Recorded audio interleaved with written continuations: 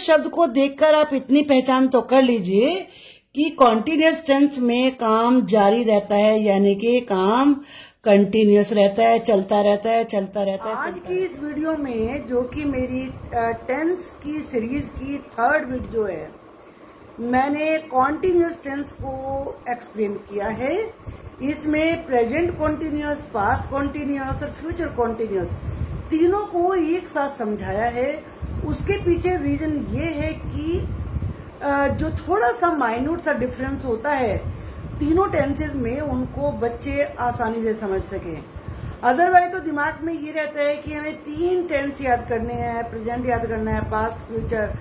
एक साथ अगर आप देखेंगे तो आपको लगेगा थोड़ा सा ही फर्क है, बड़ा माइन्यूट सा डिफरेंस है। वीडियो को एंड तक देखिए। शुरू में मैंने पहचान और एग्जाम्पल्स दिए हैं, और लास्ट में जो सीक्वेंस है वर्ड्स का, उसका रूल लिखा है, और उसको आप मेमोराइज अच्छे से करिए और प्रैक्टिस करिए। Let us start. Present continuous में पहचान होती है रहा है, रहे हैं, रहा हूं, रही है। तो इस तरह की पहचान इनमें होती है। अब पास्ट कॉन्टिन्यूअस में क्या होता है? काम तो कॉन्टिन्यूअस उसमें भी है, उसमें रहा था, रहे थे, रही थी,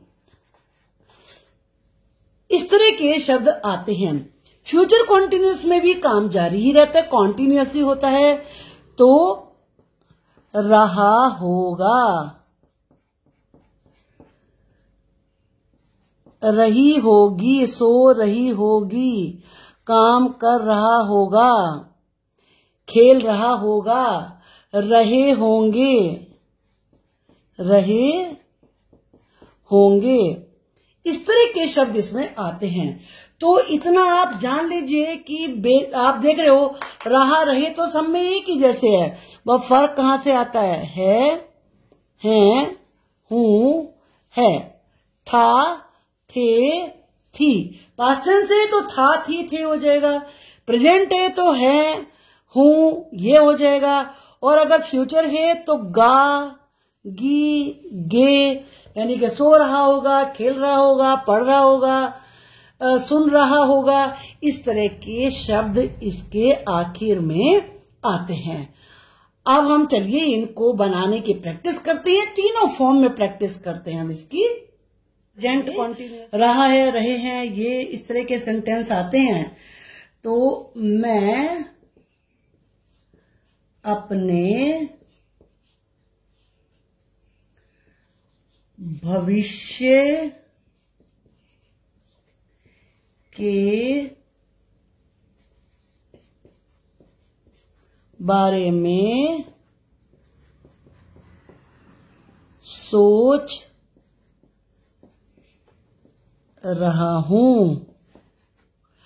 अब सबसे पहले हम सब्जेक्ट लगाएंगे।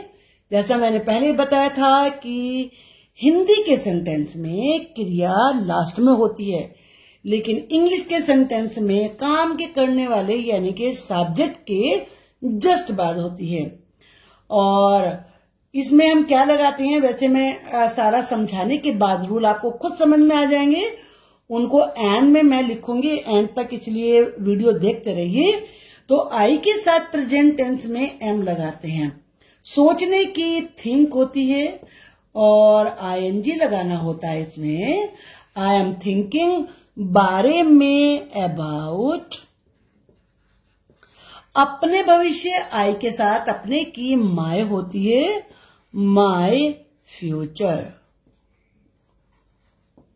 अब अगर मुझे इस सेंटेंस को निगेटिव बनाना है तो हम सिंपली नॉट ऐड कर देंगे, जो कि हेल्पिंग वर्ब और मेन वर्ब के बीच में यूज करते हैं।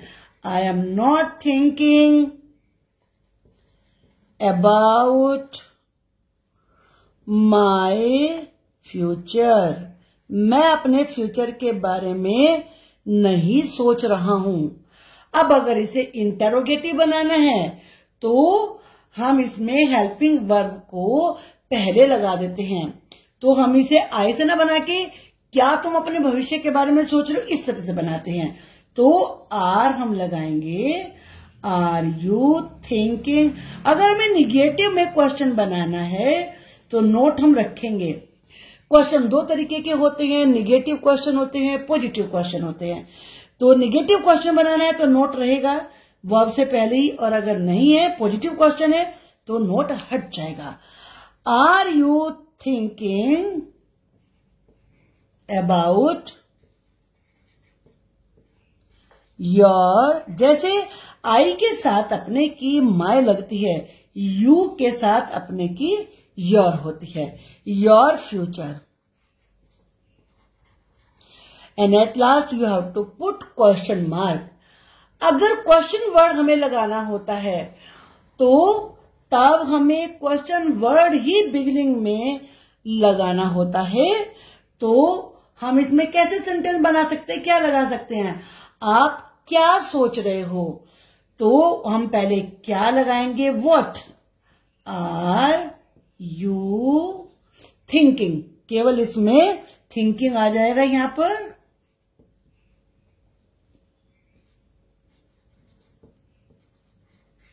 क्योंकि फ्यूचर योर फ्यूचर तो तब आएगा जब हम उसमें व्हाट नहीं लगाएंगे, क्योंकि योर फ्यूचर ही तो व्हाट का जवाब है, तभी तो वो जवाब देगा कि मैं अपने भविष्य के बारे में सोच रहा हूं। तो इस तरीके से इनको चेंज। पास्ट कॉन्टिन्यूअस की पहचान हमने क्या बताई थी, रहा था, रहे थे, रही थी, इस तरह के शब्द आते हैं। तो इसका हम एग्जाम्पल लिख सकते हैं।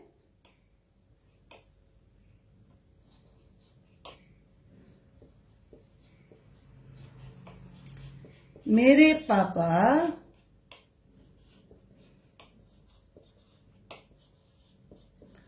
अखबार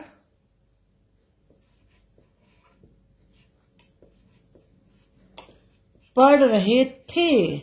हम पास्ट टेंस की बात कर रहे हैं कि पहले क्या कर रहे थे। तो काम के करने वाला पहले आएगा, माई पापा या माई फादर, दोनों में से कोई भी लिख सकते हैं। अब इसमें था थे में ये मत समझिए कि था वॉज के लिए आता है, थे वर के लिए आता है। एक्चुअली ये सिंगुलर प्लूरल पे डिपेंड करता है। पापा सिंगुलर नंबर है तो इसलिए वॉज आएगा। माय पापा वॉज रीडिंग। आईएनजी वाली वर्ब्स इनमें सब में आनी है, reading newspaper. And at last full stop. वह टीवी नहीं देख रहा था। पहले वह की लगाएंगे, वह ई के साथ भी वॉज आएगा, और देखने की, टीवी देखने, देखो देखने की बहुत सारी अंग्रेजी होती हैं, सी है, वॉच है, लुक है, तो किसको कहाँ यूज करते हैं ये हमें पता होना चाहिए। टीवी देखने के लिए वॉच का प्रयोग होता है।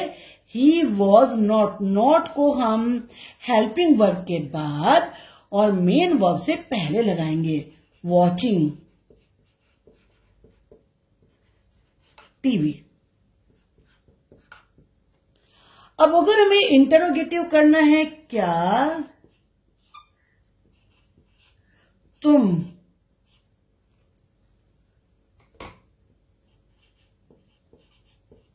पेपर की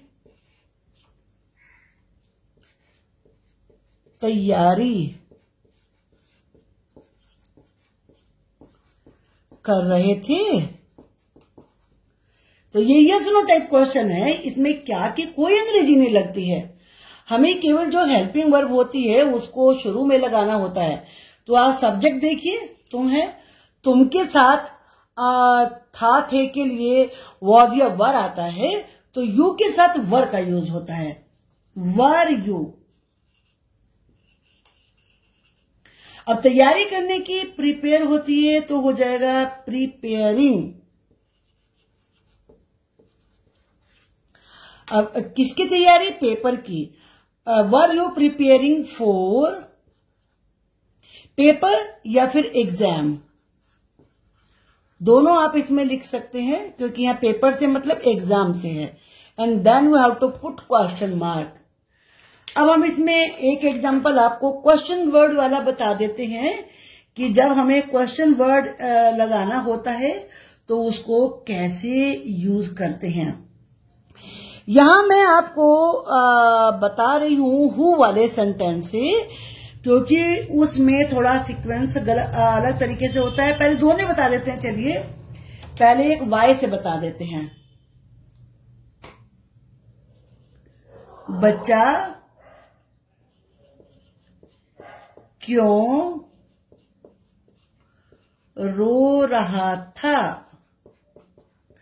तो क्योंकि हमें पहले लगानी होगी वाई। अब हम या वॉज लगाएं या वर लगाएं, इसके लिए आप पहले सब्जेक्ट को देख लीजिए। तो बेबी लगाएं बच्चे के लिए या चाइल्ड लगाएं, सिंगुलर नंबर होगा। वाई वॉज द बेबी, और रोने की क्राई होती है तो बन जाएगा crying. Why was the baby crying. अब मैंने जैसे कहा कि मैं कौन वाला हु वाले सेंटेंस बताती हूं, इसमें ऑर्डर अलग रहता है। जैसे उसे कौन बुला रहा था? एक्चुअली क्वेश्चन वर्ड है, ये तो सही है कि ये सबसे पहले ही आएगा, लेकिन ये ध्यान में रखने वाली बात होती है इसमें कि वो सब्जेक्ट की जगह आता है।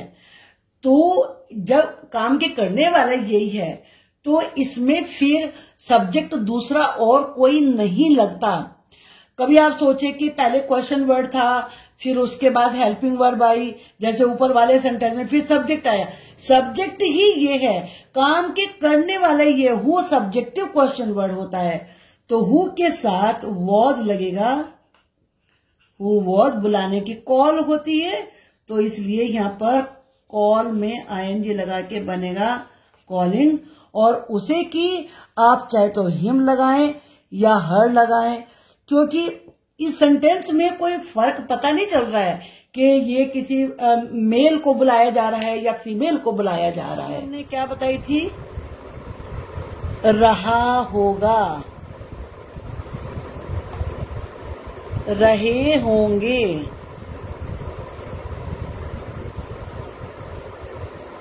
रही होगी।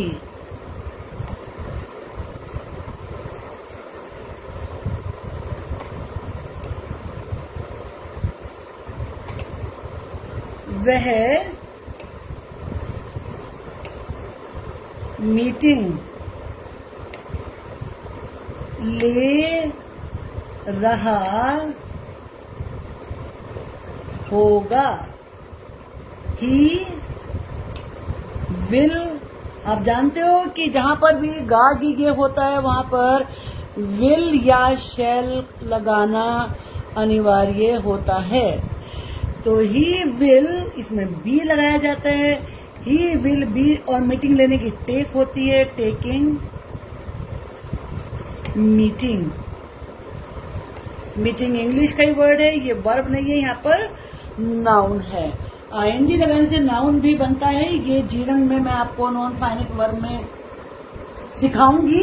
पहले आप टेंस अच्छे से मास्टरी कर लीजिए। अब हम निगेटिव लिखते हैं।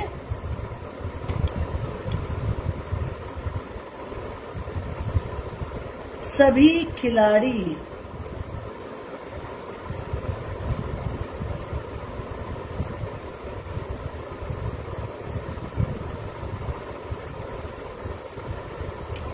अभ्यास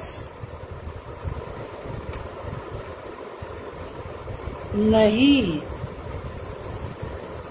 कर रहे होंगे।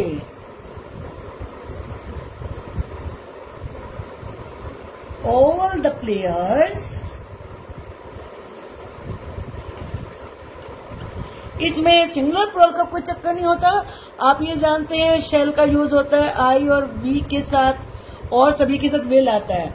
All the players will, be लगाना सभी में जरूरी है। विल, अब इसमें चूंकि निगेटिव है ये, तो हमें पहले नॉट ऐड करना होगा। Will not be practicing, PRACTI। फर्क समझिए, जो खाली प्रैक्टिस होता है अभ्यास, उसमें सी आता है, वो नाउन होता है। जब वर्ब होती है तो उसमें एस होता है, प्रैक्टिसिंग।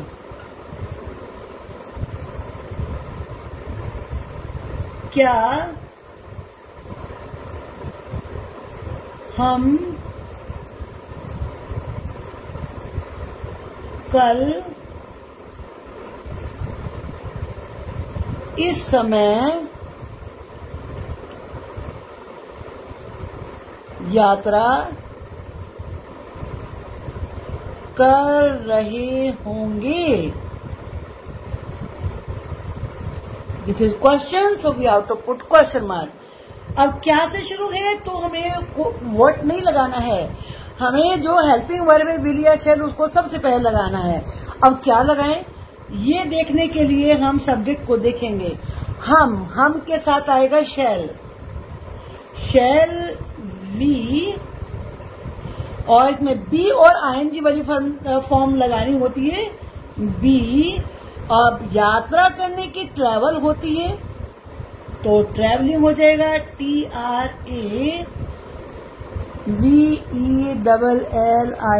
ट्रैवलिंग। अब कल इस समय, दोनों समय वाले वर्ड हैं। ये मैंने पहले बताया था कि जो समय वाले शब्द होते हैं और वो हमेशा पीछे लगते हैं, जगह वाले शब्द भी। At this time, tomorrow, and then question mark. वह मीटिंग कहाँ ले रहा होगा? अब चूंकि इसमें क्वेश्चन वर्ड है तो इसको हम सबसे पहले लिखेंगे वेयर। इसके बाद हमें विल लगाएं, शैल लगाएं, सब्जेक्ट पे निगाह डालिए सबसे पहले। तो ही के साथ विल लगेगा, where will he be taking meeting.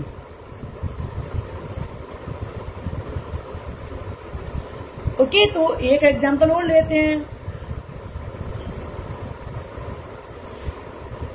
In which bank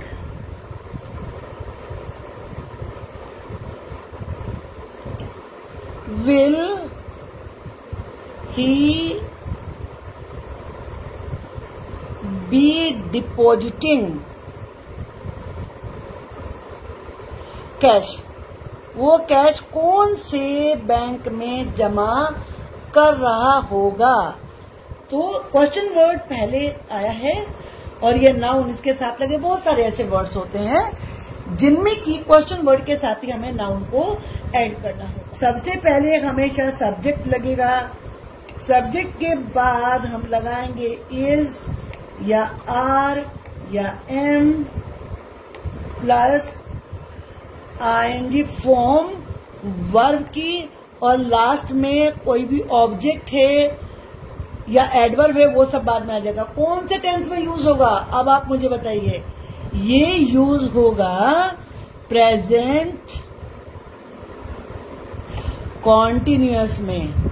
okay, और अगर आपका ये पास्ट टेंस है तो इसमें वॉज या वर्ब में से कोई एक आएगा and then ING form of the verb, then object, और हमेशा ऑब्जेक्ट नहीं होगा, एडवर्ब भी हो सकता है और कॉम्प्लीमेंट भी हो सकता है, तो वो सेंटेंस पे डिपेंड करता है। ये किस में लगेगा पॉसिबल? नेचुरली पास्ट कॉन्टिन्यूअस में। अब तीसरी की टर्न है, तीसरे टेंस की। इसमें विल या शल हम यूज करेंगे, और इसमें एक और हमें वर्ब ऐड करनी होती है be, and then ing form of the verb and then object, remaining word जो भी वर्ड्स बचे हैं। ये होता है फ्यूचर कॉन्टिन्यूअस। ओके, तो यहां आपको ये बात क्लियर हो गई होगी कि तीनों कॉन्टिन्यूअस टेंस में ing वर्ब आपको याद रखनी है। फीड कर लीजिए दिमाग में। काम जारी है तो आपको ing लगाना है, प्रेजेंट है तो इज आर में लगाइए, पास्ट है तो वाज वर्ड लगाइए, विल और शैल है तो विल शैल बी लगाना है आपको। अच्छे से टेंस समझ में आ गया होगा, और अगली वीडियो का वेट करिए आप, जिसमें मैं आपको परफेक्ट सिखाने से पहले परफेक्ट कॉन्टिन्यूअस टेंस बताऊंगी, क्योंकि इसमें और उसमें थोड़ा सा डिफरेंस होता है। बस जरा सी फर्क होता है कि इसमें क्या ऐड करें कि हम इसे फिर कॉन्टिन्यूअस नहीं बल्कि परफेक्ट कॉन्टिन्यूअस मानते हैं, उसके रूल फॉलो करते हैं। मेरा पूरा विश्वास है कि आपको मेरा पढ़ाया हुआ समझ में आ रहा होगा, और अगर आपको मेरा पढ़ाया हुआ पसंद आ रहा है तो प्लीज आप लाइक करिए, कमेंट लिखिए और वीडियो को शेयर भी करिए।